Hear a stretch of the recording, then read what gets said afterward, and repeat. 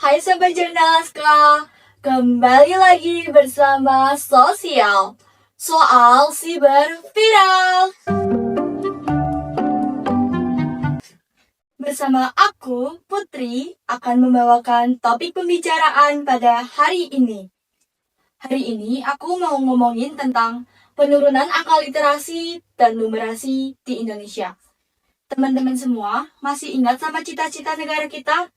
Iya, bener banget nih. Indonesia Emas tahun 2045.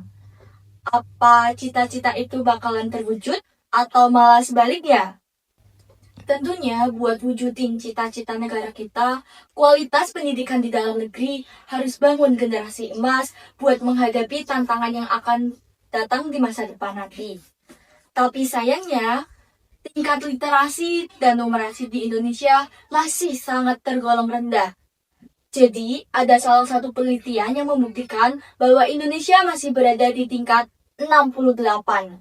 Penelitian tersebut bernama Program for International Student Assessment atau yang biasa disebut dengan PISA.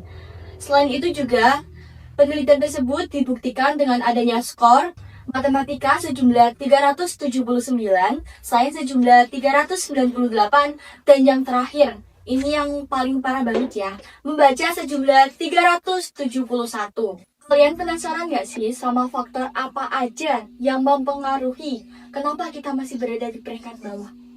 Nah, jadi mungkin ada beberapa faktor yang mempengaruhi. Salah satunya adalah 1. Kurangnya minat baca seseorang. Iya, itu bener banget nih guys. Kalau seseorang itu nggak minat baca atau nggak minat apapun itu bakalan kayak buat apa sih baca tuh? Mendingan mainan ini atau itu deh. Terus lanjut nih teman-teman. Yang kedua ada kurangnya sarana dan prasarana yang kurang memadai. Biasanya hal ini tuh terjadi di daerah pelosok. Terus lanjut yang ketiga ada pengaruh gadget atau yang biasa kita gunain dalam keseharian, ponsel.